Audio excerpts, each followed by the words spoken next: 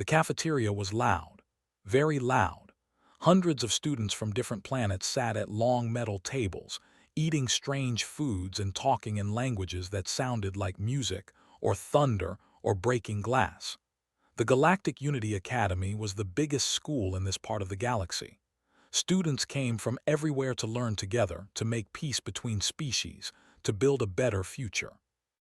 At least, that was what the welcome speech said. Did not believe in welcome speeches anymore. He sat alone at a table in the far corner of the cafeteria. The table had 8 seats, but 7 of them were always empty. They had been empty for 3 years. 3 long years of eating alone, walking alone, studying alone. 3 years of watching other students laugh and talk and make friends while he sat in silence like a ghost that everyone could see but no one wanted to touch. His people came from a planet called Seven, a world so dangerous that most species refused to even visit. The gravity was twice as strong as Earth. The air burned with acid storms that could melt skin in minutes. Massive predators roamed the land, hunting anything that moved. To survive on Seven, you had to become the most dangerous thing on the planet. And that is exactly what they did. Skin was dark violet, almost black in certain lights. He had 4 eyes, 2 large ones in front and 2 smaller ones on the sides of his head, always watching, always aware. Sharp bone ridges ran along his forearms like natural blades. His jaw could open wider than any human mouth, revealing 3 rows of teeth designed for tearing meat. When he walked, his movements were smooth and silent, like a predator stalking prey. The other students called him Monster. Some said it to his face. Most whispered it behind his back, thinking he could not hear, but had excellent hearing, heard everything. He had stopped caring a long time ago, or at least he told himself that he had stopped caring. Today was like any other day. Collected his food from the serving station, keeping his head down to avoid the fearful stares. He walked to his empty table, sat in his usual seat and began to eat. The food was some kind of protein mix, bland but nutritious. He did not taste it. He never tasted anything anymore. Around him, the cafeteria buzzed with life. A group of students laughed loudly at a nearby table, their feathered bodies shaking with joy. They were a beautiful species, covered in bright feathers of blue and gold. They were popular at the academy. Everyone wanted to be friends with the. At another table, a pack of students hissed softly among themselves, their scaled faces showing amusement at some private joke. They were powerful and respected. Their empire controlled dozens of star systems. No one called them monsters, even though their venom could kill in seconds. But they were different. They came from a death world, and death world species were feared above all others. It did not matter that had never hurt anyone. It did not matter that he studied hard and followed every rule. When people looked at him, they did not see a student. They saw claws and teeth and danger. Pushed his food around his plate, suddenly not hungry. That was when he noticed her. A human girl was walking through the cafeteria, carrying a tray of food and looking for a place to sit. She was small, with warm brown skin, black hair tied back in a simple ponytail, and eyes that seemed to hold quiet strength. She wore the standard academy uniform, but something about her was different. She did not move like a scared first-year student. She moved like someone who had already decided where she belonged. Had seen humans before, of course. Earth was a respected planet in the Galactic Union, and human students attended the academy in small numbers, but he had never spoken to one. Why would he? Humans were fragile creatures from a mid-level civilization. They had no reason to talk to a. The human girl walked past several empty seats without stopping. And student hissed a warning as she approached the corner of the cafeteria. Human, stop, that is where the sits. You do not want to go there. The girl paused. She looked at then at the empty table where sat alone. Something flickered in her eyes, something that could not identify. Then she kept walking toward him. Felt his body tense. Was this some kind of joke, a dare from the other students? He had experienced cruel pranks before. Once, a group of students had pretended to befriend him, only to publicly humiliate him at a school event. The memory still burned. The girl reached his table. She stood there for a moment, tray in hands, looking at him with those strange, calm eyes. "You do not want to sit with a monster," said. He did not look up from his food. His voice was low and rough, like stones grinding together. "Find another table. There are many empty seats elsewhere." He expected her to leave. He expected her to laugh nervously and walk away, relieved that she had an excuse. That was what always happened. That was what everyone did. The human girl pulled out a chair and sat down. His four eyes snapped up in surprise. The girl was unwrapping something from her tray, some kind of earth food wrapped in thin white paper. She acted as if sitting with him was the most normal thing in the world. "I have heard that before," she said, her voice light and friendly. "Usually from people who have never met an actual monster." For a long moment could not speak. He stared at her, waiting for the trick, waiting for the laughter, waiting for her to realize her mistake and run away. She took a bite of her food and chewed calmly. "I am," she said after swallowing. "I just transferred here from Earth. The food is strange, but I am getting used to it. What is your name?" He heard himself say. His voice sounded strange to his own ears. When was the last time someone had asked his name? Repeated, nodding. "That is a good name. What planet are you from? I am still learning about all the different species here." "Seven," said slowly. "It is not a nice place." "I have heard of it," said. "Death world, right? High gravity, acid storms, giant predators." She smiled, and the smile reached her eyes. "Earth has some rough spots too. We have hurricanes and earthquakes and volcanoes and sharks. Have you ever seen a shark?" Shook his head, still not quite believing this conversation was happening. "They are basically swimming murder machines," said cheerfully. "But some humans swim with them for fun. We are a strange species." Despite himself, felt something loosen in his chest. It was a small feeling, fragile and uncertain, like the first ray of sunlight after a long storm. He did not trust it. He had been hurt too many times to trust easily. But for the first time in 3 years, someone was sitting at his table. For the first time in 3 years, someone was talking to him like he was a person instead of a monster. Continued chatting about Earth, about her journey to the academy, about her excitement to meet new species. She asked questions and actually listened to his answers. She did not flinch when he accidentally showed his teeth. She did not lean away when his claws tapped against the table. She just sat there, eating her lunch, treating him like he was normal. When the meal period ended and students began leaving, stood up and gathered her tray. "Same time tomorrow?" she asked. Blinked to what? "Lunch tomorrow. I will sit here again if that is okay with you." He nodded before he could stop himself.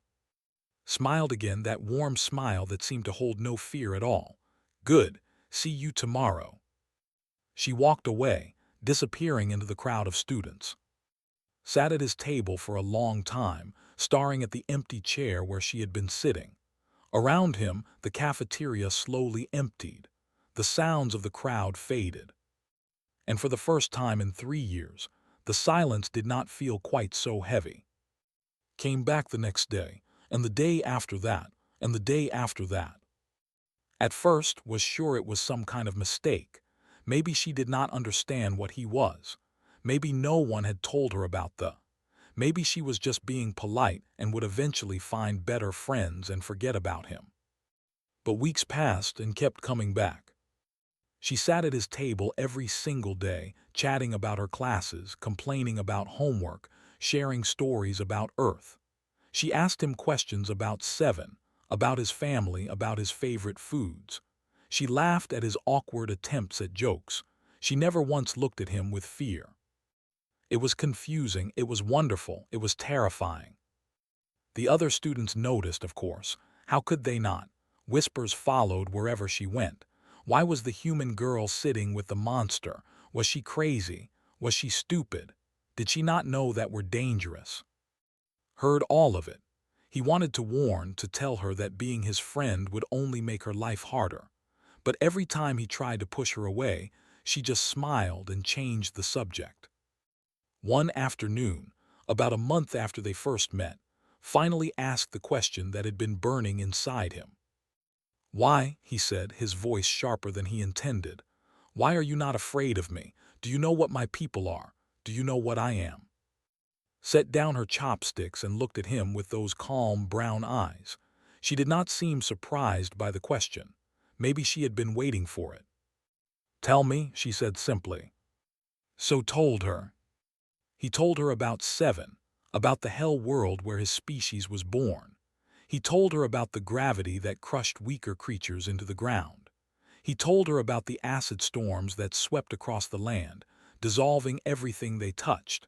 He told her about the predators, massive beasts with armored skin and razor claws that hunted in packs of 20 or more. "My ancestors did not start as predators," said, his 4 eyes fixed on his face. "Long ago we were prey, small, weak, afraid. The beasts of our world hunted us without mercy. We died by the thousands, by the millions. We were almost wiped out completely." He paused, his claws clicking against the table. "But we did not die. We changed. Over millions of years we evolved to become stronger, faster, deadlier. Our skin grew thick to survive the acid. Our bones grew dense to handle the gravity. We developed claws that could cut through stone. We grew venom that could kill in seconds. We became the apex predators of our world. The beasts that once hunted us became our prey." Leaned forward, letting see his teeth, his claws, the sharp ridges along his arms. "My people are killers," he said quietly. "That is not an insult. That is biology. We were made by our planet to be monsters. That is why everyone fears us.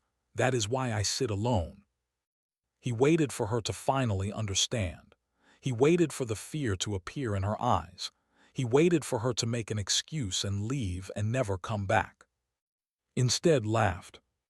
It was not a cruel laugh or a nervous laugh. It was a genuine laugh, full of warmth and something that looked like recognition.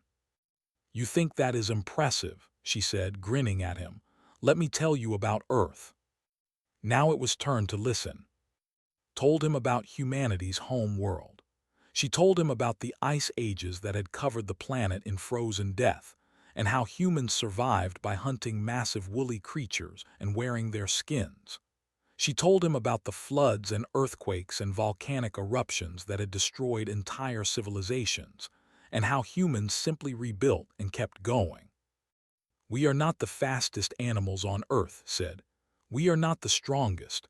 We cannot fly, we cannot breathe underwater, we do not have claws or fangs or venom, but we have something else." "What?" asked. "Stubbornness," said with a grin. "Pure, stupid stubbornness. Do you know how our ancestors hunted?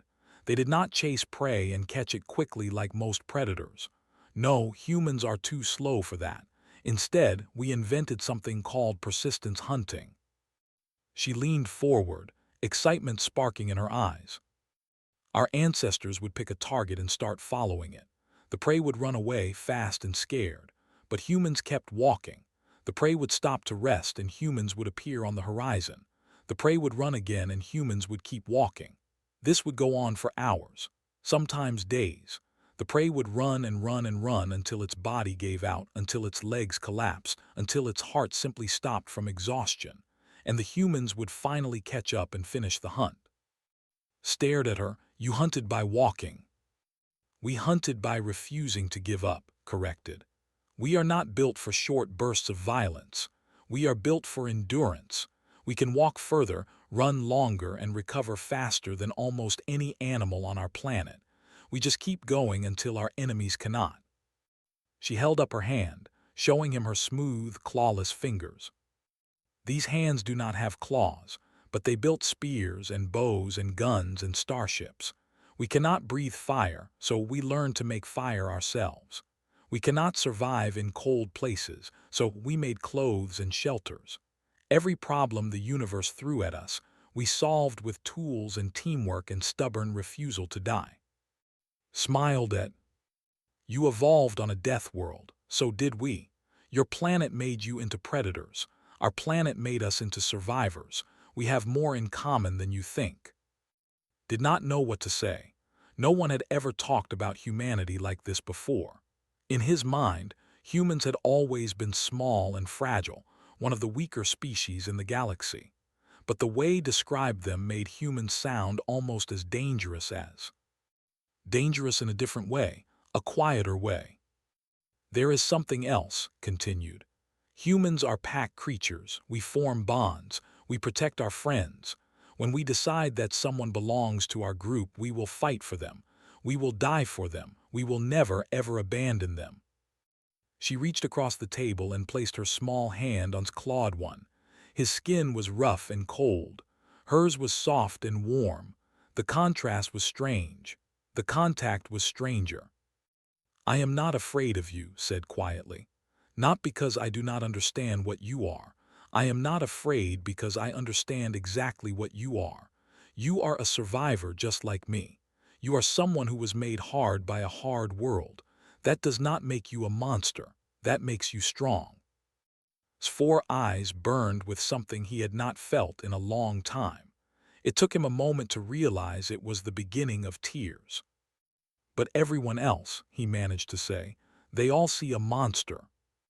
Then everyone else is wrong, said firmly, and I will keep sitting at this table until they understand that.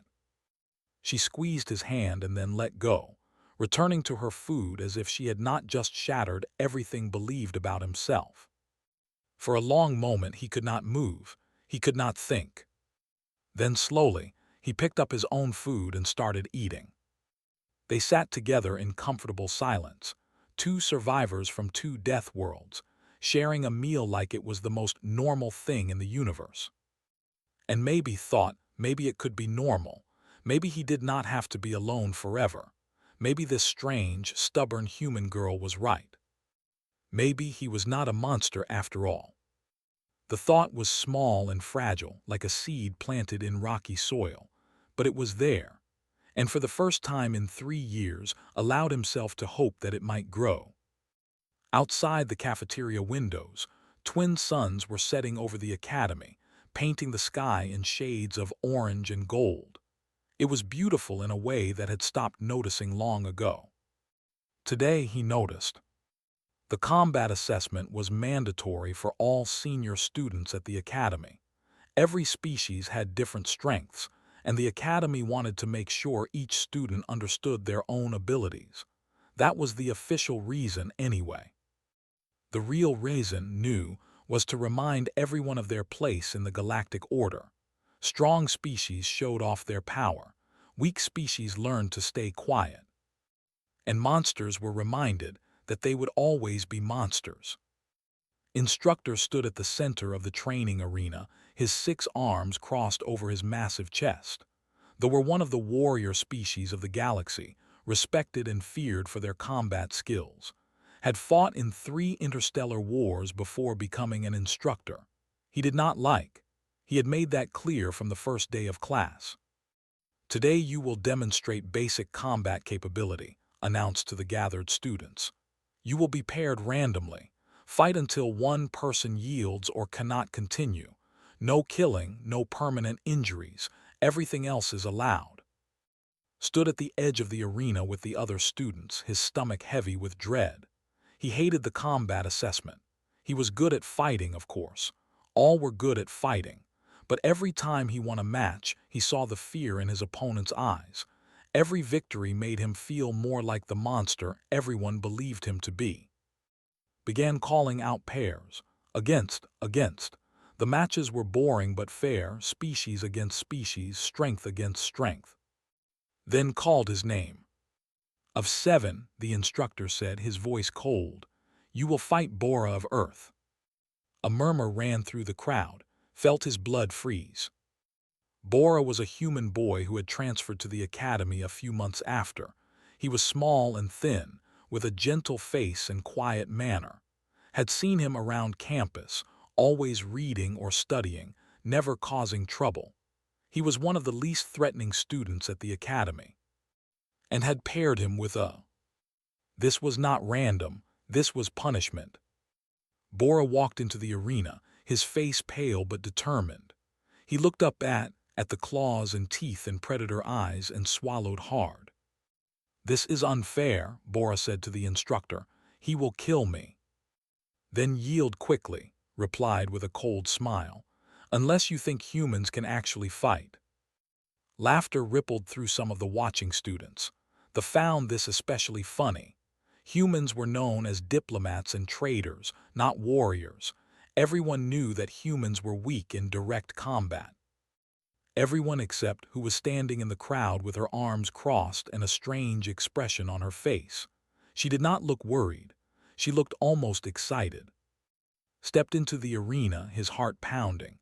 He looked at Bora and saw a victim, a fragile creature that he could destroy with a single swipe of his claws. The thought made him sick. "I will not fight you," said quietly so only Bora could hear. "I yield."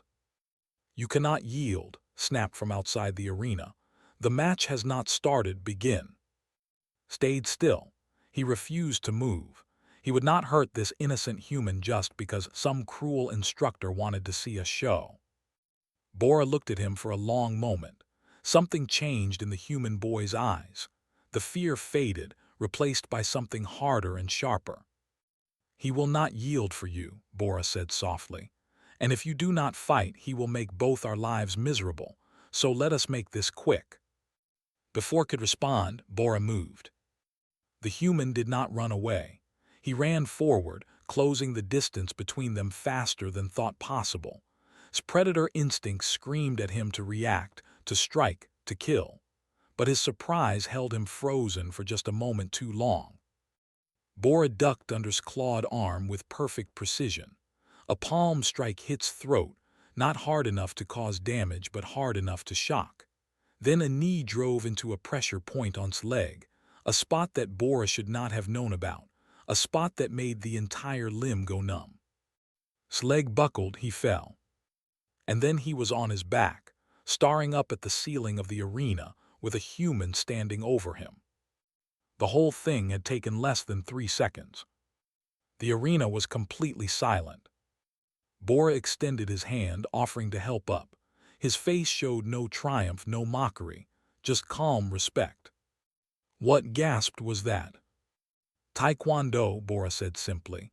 "It is a Korean martial art from Earth. My grandmother taught me. She trained for 60 years. Honestly, she was much scarier than you." Took the offered hand and let Bora pull him to his feet. His leg was already recovering, the numbness fading, but his pride would take longer to heal. No, that was wrong. His pride was not hurt at all. For the first time after a fight did not feel like a monster. He had lost, cleanly and fairly, to a smaller opponent who had simply been more skilled. There was no shame in that. There was even something refreshing about it. The silence in the arena broke. Students began whispering in shocked voices. A human had defeated it should have been impossible. It went against everything they believed about the natural order of species. Instructor's face was dark with anger. This was not the result he had wanted. From the crowd let out a loud whoop of joy. "That is my friend," she shouted, pointing at Bora. "Both of them, those are my friends." Her voice echoed through the arena. Some students laughed nervously. Others stared at her in disbelief. But a few, just a few, looked at her with something like admiration. Tried to regain control. "The match is over. Bora wins by technical knockout. Next pair." "Wait," Bora said. He turned to face the instructor, his voice steady and clear. "I want everyone to understand something. I did not win because humans are stronger than we are not. Could tear me apart if he wanted to. I won because I trained my whole life and because hesitated." He looked and there was warmth in his eyes.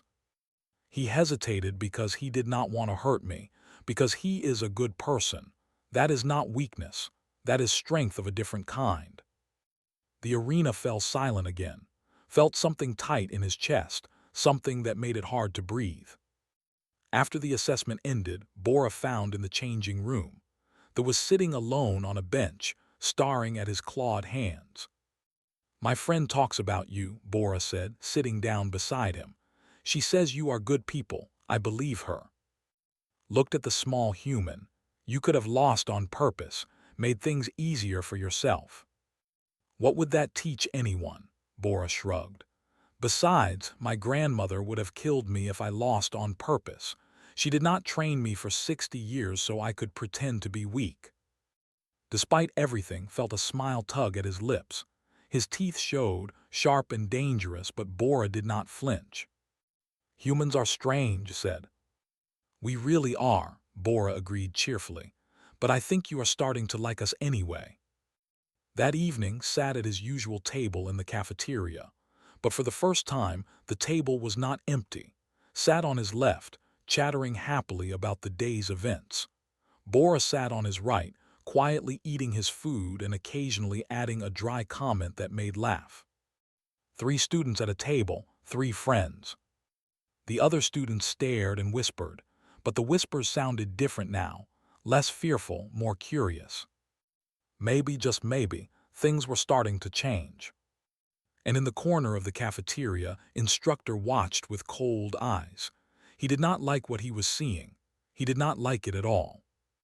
But that was a problem for another day. Tonight had friends. Tonight he was not alone. That was enough. The attack came 3 weeks after the combat assessment. Was walking alone through one of the academy's back corridors. It was late afternoon, and most students were in their rooms studying for exams. The corridor was quiet and empty, lined with tall windows that showed the orange sky of sunset outside. She did not hear them coming until it was too late. 5 students stepped out of a side passage, blocking her path. They were big, much bigger than her, with scaled green skin and yellow eyes that glowed with cold hatred. Their leader was a senior named, known throughout the academy for his cruel temper and his belief that certain species did not belong at the school. Stopped walking. She looked at the 5 aliens blocking her way and felt her heart begin to beat faster, but she did not run. Running would only make things worse. "Human," hissed, his forked tongue flickering. "We have been wanting to talk to you." "I am busy," said calmly. "Maybe another time." She tried to walk around them, grabbed her arm and shoved her against the wall. His claws dug into her skin, not deep enough to draw blood, but deep enough to hurt. "You are not going anywhere," said. "We need to have a conversation about your choice of friends." The others spread out, surrounding her. Their venom sacs pulsed beneath their scales, a threat that did not need words. "You have been sitting with the monster," continued. "You have been acting like it is normal, like the belongs here. You are confusing people, making them forget the natural order." "The natural order," kept her voice steady, even though her arm was burning with pain. "You mean the order where you get to bully anyone weaker than you?" His eyes narrowed, his grip tightened. "Humans should stay on their dirty little planet," he hissed. "You do not belong here. That does not belong here. You are both polluting this school with your presence." She looked at his claws, at his venom, at the hatred in his eyes. She knew that she could not fight 5 and win. She knew that she was in danger. She smiled anyway. "You really do not know anything about humans, do you?" Before could respond, snapped her head forward. Her forehead connected with his nose with a crack that echoed through the corridor. Dark blue blood sprayed from the snout as he stumbled backward, releasing her arm. The other 4 surged forward, claws extended, ready to tear her apart. And then was there. He came around the corner like a shadow made solid, 4 eyes blazing with fury. His claws were fully extended, his bone ridges raised, his teeth bared in a predator's snarl. He looked exactly like what he was, a monster from a death world, and for once he did not try to hide it. The froze. "Touch her again," growled, his voice like thunder rolling underground. "Touch her one more time, and I will remind you why my people rule a death world." Wiped blood from his face, his expression twisted with rage and fear. "There are 5 of us and 1 of you. You cannot win. Are you sure about that? A new voice came from the other end of the corridor. Bora walked toward them, his footsteps light and controlled, his body relaxed in the way that only trained fighters can be. He did not look afraid. He looked ready. 2 against 5, said, but his voice was less certain now. Still bad odds. I would not count so quickly if I were you. More students appeared behind Bora. First was a girl with blue feathers and sharp talons who had started sitting at table after the combat assessment. Then came two twins who had been quietly watching the group of friends and finally decided to join them. Behind them was Doha, a young boy who wanted nothing to do with and his gang. 6 more students, standing shoulder to shoulder with Bara. Still pressed against the wall with blood trickling from where claws had cut her arm, felt tears prick her eyes. Not from pain, from something else entirely. This is not your fight, said to the newcomers. Walk away. Actually, said, her feathers rising with anger, it is exactly our fight. Sat with us when no one else would. She treated us like friends when everyone else treated us like statistics. You do not get to hurt our friend. Cracked his knuckles. Besides, we have been looking for an excuse to deal with you for a long time. Looked at his companions. He looked at the 8 students blocking his escape. He looked at whose predator eyes promised violence. The gang fled. They ran down the side passage they had come from, their footsteps echoing off the walls as they disappeared into the depths of the academy. Within seconds, they were gone. The corridor fell silent. Slid down the wall, her legs suddenly weak. The fear she had been holding back flooded through her, making her hands shake. Was at her side immediately, his clawed hand gentle as he helped her sit. You are hurt, he said, looking at the cuts on her arm. It is not bad, laughed weakly, just a scratch. You head-butted Bora said, kneeling beside her. That was either very brave or very stupid. Probably both, admitted. Knelt on her other side, her feathers soft with concern. We should take you to the medical bay. Those cuts could get infected. As her friends helped her to her feet, looked at each of them in turn. The twins, the young, Bora, and whose 4 eyes were still watching the corridor where had disappeared, ready to fight if the threat returned. Why did you come? Asked softly. Looked at her. For a moment, his predator features softened into something almost vulnerable. You sat with me when no one else would, he said simply. You treated me like a person when everyone else treated me like a monster. Did you think I would not do the same for you? Tears spilled down his cheeks. She did not try to stop them. Humans cry a lot, Doha observed. It was the first time the young had spoken. We do, said, laughing through her tears. It is one of our many strange habits. They walked together through the academy, 8 students from 8 different backgrounds, united by something stronger than species or planet of origin. Other students stopped and stared as they passed. The sight was unusual, impossible even. And a human side by side, and a walking as friends. Word spread quickly through the academy. By dinner time, everyone had heard about the confrontation in the corridor. Everyone knew that the human girl had stood up to 5. Everyone knew that the monster had come to save her. And everyone knew that a new group had formed at the academy. A strange group, a dangerous group. A group that did not care about species or stereotypes. At dinner that night, the table was full for the first time in years. 8 chairs, 8 students, 8 friends laughing and talking and sharing food like it was the most natural thing in the world. Sat at the center, still not quite believing this was real. A few months ago, he had been alone. Now he had friends who would fight for him, friends who saw past his claws and teeth, friends who treated him like family. Caught his eye across the table and smiled. The bandage on her arm was bright white against her skin. Same time tomorrow, she asked. Smiled back, letting his teeth show without shame. Same time tomorrow. Outside the cafeteria windows, The twin suns had set, and the stars were coming out. They sparkled like diamonds scattered across black velvet, countless worlds full of countless species, all struggling to find their place in the universe. But for tonight, 8 students had found their place. And that was enough. Graduation day arrived with the warmth of twin suns rising over the academy. Stood in the great hall, dressed in formal graduation robes that felt strange against his violet skin. Around him, hundreds of students from dozens of species gathered in neat rows, waiting for the ceremony to begin. The air buzzed with excitement and nervous energy.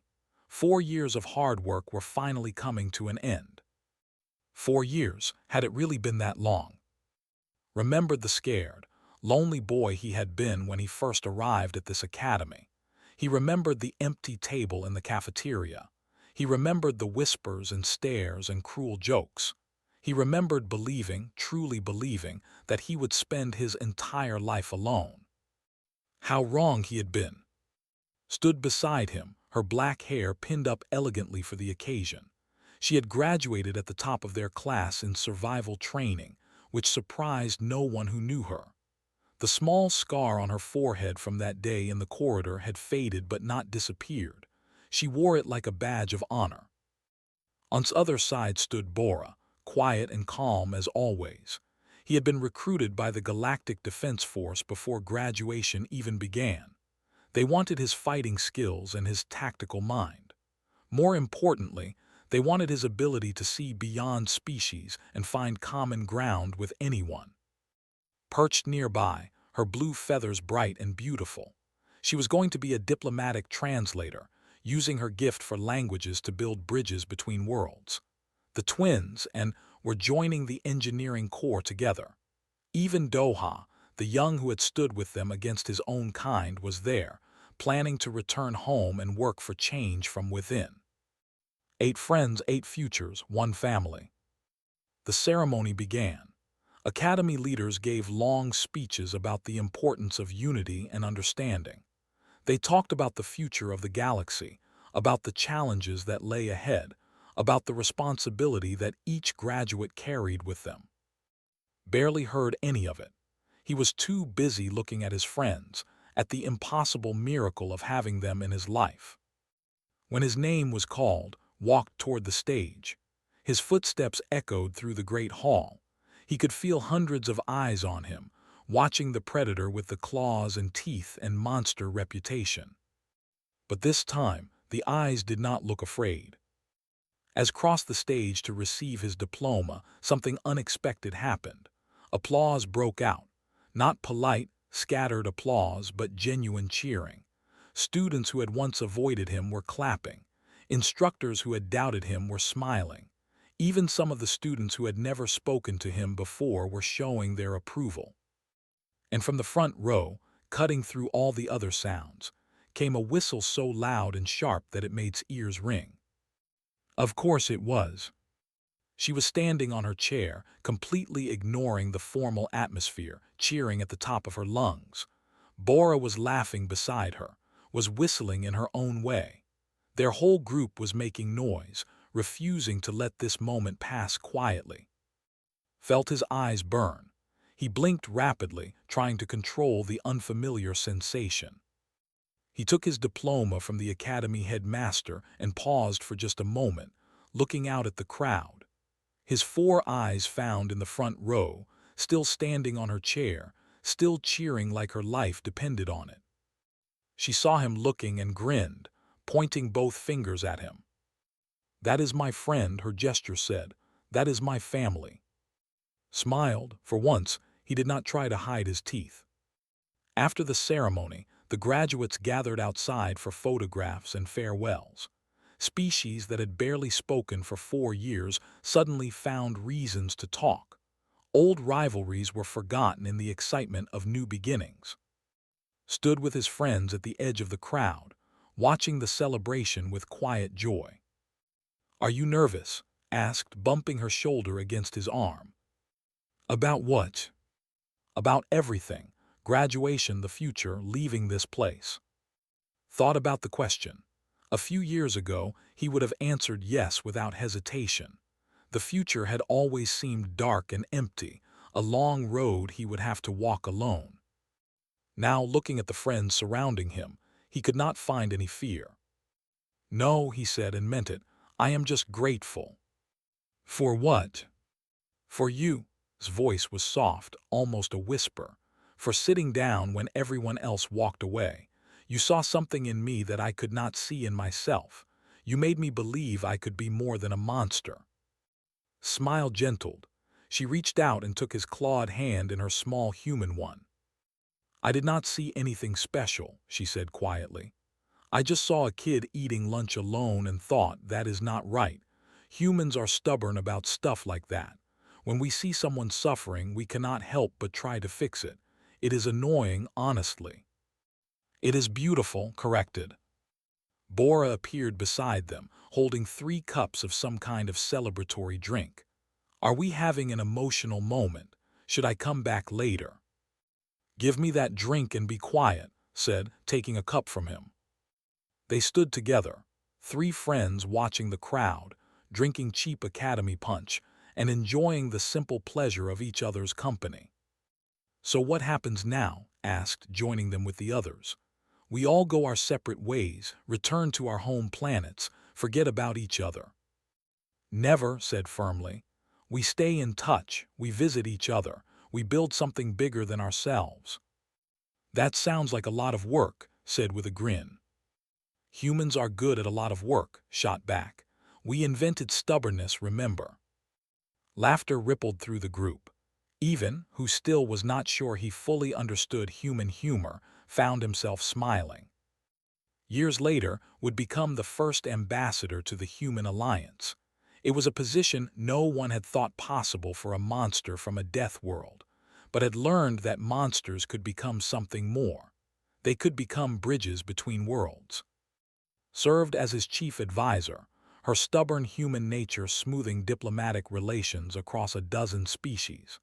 Together, they negotiated treaties, resolved conflicts, and proved that friendship could exist between even the most unlikely partners. But no matter how busy they became, no matter how many responsibilities piled up, they kept one tradition sacred. Once a week, without exception, they would find a cafeteria somewhere in the galaxy and share a meal together. Sometimes it was just the 2 of them. Sometimes Bora joined them, or the twins, or any of the other friends they had made along the way. The location changed, the food changed, the years changed. But the meaning never did. During one of these meals, many years after graduation, looked at and smiled. "You know," she said, "I never actually believed you were a monster, not for a single second." "I know," replied, "that is what made you terrifying." Laughed, that same fearless laugh that had changed his life so many years ago in a crowded cafeteria. And somewhere across the galaxy, another lonely kid sat at an empty table. Another outcast braced for another day of silence and isolation. Another monster waited to be seen. Until someone pulled out a chair and smiled. Because that is what humans do. They refuse to let people suffer alone. They build connections where none existed. They look at monsters and see friends. They sit down. And sometimes, that simple act of sitting down can change everything. The twin suns set over the academy one last time, painting the sky in shades of orange and gold. In the cafeteria, the table that had once been empty was full of students, laughing and talking and sharing meals. The monster was not alone anymore. He never would be again.